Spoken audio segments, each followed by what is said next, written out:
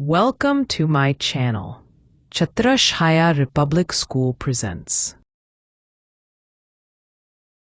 एक बड़ा साम्राज्य आखिर बनता कैसे है? यह सिर्फ जंग जीतने की बात नहीं है। आज हम दिल्ली के सुल्तानों की जबरदस्त कहानी को समझेंगे और उन चालाक रणनीतियों को जानेंगे जिन्होंने एक आम से शहर को एक बहुत बड़े साम्राज्य के दिल में बदल दिया। तो असल सवाल तो यही है, कोई शहर एक साम्राज्य का दिल कैसे बन जाता है? दिल्ली की कहानी वैसी बिल्कुल नहीं है जैसी कोई उम्मीद करे। ये हमेशा से पावर का सेंटर नहीं था। सच तो ये है कि कोई सोच भी नहीं सकता था कि दिल्ली एक दिन इतनी अहम हो जाएगी। 12वीं सदी से पहले दिल्ली का कोई खास वजूद नहीं था। ये दिल्ली कोहना और सिरी जैसे शहरों का बस एक झुंड था। हाँ, एक जरूरी कमर्शियल सेंटर जरूर था, पर किसी बड़े राज की राजधानी बिल्कुल नहीं। ये तो बस इतिहास के मंच पर अपनी बड़ी भूमिका का इंतजार कर रहा था।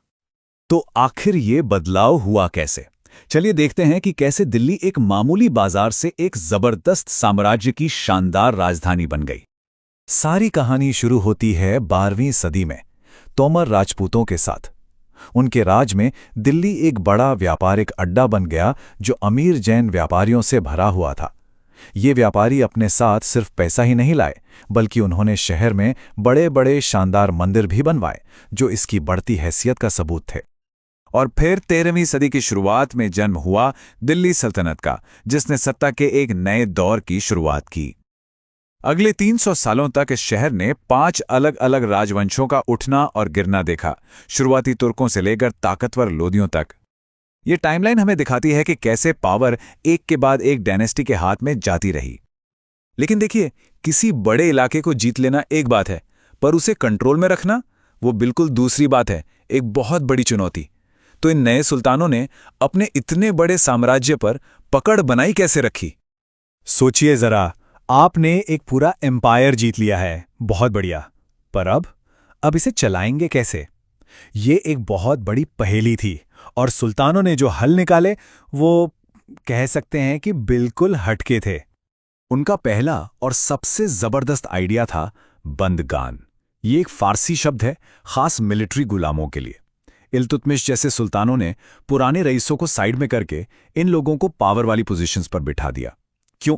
सीधी सी बात है, एक गुलाम की वफादारी थ्योरी में तो अपने मालिक के लिए 100% होती है। और ये कहावत, जिस गुलाम को आपने पाला और बढ़ावा दिया है उसकी देखभाल की जानी चाहिए, सब कुछ साफ कर देती है। सुनने में थोड़ा अजीब लगेगा, पर सुल्तान अक्सर अपने बेटों से ज्यादा भरोसा अपने इन गुलामों पर करते थे। एक गुलाम की तो पूरी दुनिया ही अपने मालिक के आसपास घूमती थी, जिससे अटूट वफादारी पक्की हो जाती थी। अगला टूल था एकता सिस्टम। यह मिलिट्री को मैनेज करने का एक बड़ा जीनियस तरीका था। कमांडरों को सैलरी के बदले जमीन के बड़े बड़े टुकड़े दिए जाते थे। वो जमीन से रेवेन्यू इकट्ठा करते थे, जिससे वे अपने सैनिकों को सैलरी देते और अपना खर्चा चलाते। समझ लीजिए, एक तरह का डिसेंट्रलाइज्ड सैलरी सिस्टम। पर सुल्तान भी कोई बेवकूफ नहीं थे। उन्हें पता था कि ये गवर्नर बहुत ज्यादा पावरफुल हो सकते हैं, तो उन्होंने कड़े कंट्रोल लगाए। उन्हें थोड़े थोड़े टाइम में एक जगह से दूसरी जगह ट्रांसफर कर दिया जाता था। उनके कार्यकाल छोटे रखे जाते थे और सरकारी अकाउंटेंट जाके सारा हिसाब किताब चेक करते थे कि कहीं कोई गड़बड़ तो नहीं है।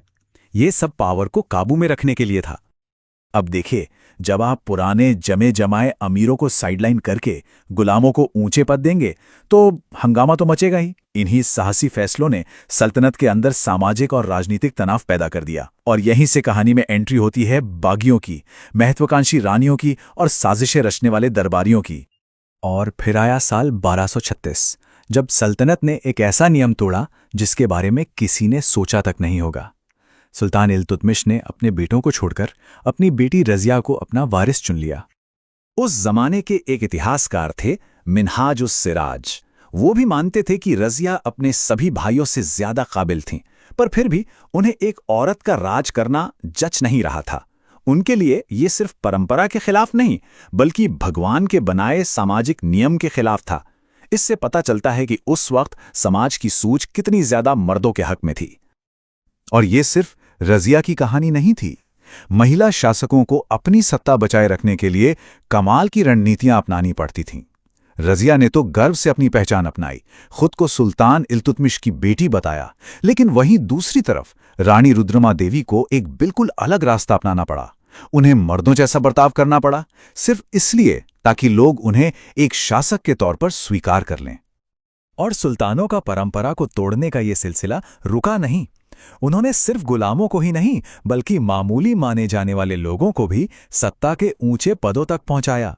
एक शराब बनाने वाला, एक नाई, यहां तक कि माली भी बड़े बड़े ऑफिसर बन गए। आप सोच सकते हैं कि पुराने खानदानी अमीरों को यह देखकर कितना बड़ा झटका लगा होगा। तो एक तरफ सुल्तान सल्तनत के अंदर पावर के लिए जूझ रहे थे और दूसरी तरफ बाहर से एक बहुत बड़ा खतरा दरवाजे पर दस्तक दे रहा था। अब बात करते हैं उन बाहरी ताकतों की जिन्होंने सल्तनत को जड़ से हिला दिया था। और ये खतरा थे मंगोल। चंगेज खान की लीडरशिप में उनकी फौजें पूरब से एक तूफान की तरह चली आ रही थीं। इस लगातार खतरे की वजह से सुल्तानों को एक बहुत बड़ी परमानेंट आर्मी रखनी पड़ी, और ये एक बहुत ही खर्चीला काम था जिसका असर सल्तनत के हर पहलू पर पड़ा। तो सवाल ये था कि इतनी बड़ी आर्मी का खर्चा कहां से आएगा? इसका जवाब सुल्तानों ने घर में ही ढूंढा, कंट्रोल और ज्यादा सख्त करके। उन्होंने ताकतवर जमींदारों और सरदारों को घुटनों पर ला दिया, उनसे टैक्स वसूलने का हक छीन लिया और उल्टा उन्हें भी टैक्स देने पर मजबूर कर दिया। अब कोई ना नुकुर नहीं कर सकता था। और ये नंबर 50% ये दिखाता है कि कंट्रोल कितना सख्त था। सोचिए, एक किसान की आधी मेहनत, उसकी आधी फसल सीधे सुल्तान के खजाने में। ये था खराज नाम के टैक्स का भारी बोझ। तो सवाल यह है कि इन सारे नए तरीकों, लड़ाइयों और जीतों का आखिर हुआ क्या? हैरानी की बात है कि दिल्ली सल्तनत की असली विरासत तो उसके खत्म होने के बाद दुनिया के सामने आई। ये विरासत थी एक ब्लूप्रिंट, एक प्लेबुक। दिल्ली के सुल्तानों ने शासन करने के जो तरीके बनाए, बाद में शेर शाह सूर जैसे शासकों ने उन्हें और बेहतर किया। और फिर महान मुगल बादशाह अकबर ने इसी मॉडल को अपनाकर हिंदुस्तान के सबसे ताकतवर साम्राज्यों में से एक की नींव रखी। और ये सब हमें एक आखिरी सवाल पर लाके खड़ा कर देता है। अगर किसी साम्राज्य की ताकत उसके सिस्टम पर टिकी है, तो क्या होता है जब उस सिस्टम को बनाने वाला ही ना रहे? क्या एक बेहतरीन सिस्टम एक औसत शासक के दौर में भी टिका रह सकता है? ये एक बड़ा सवाल है शासकों, सिस्टम और पावर की असली प्रकृति के बारे में सोचने के लिए।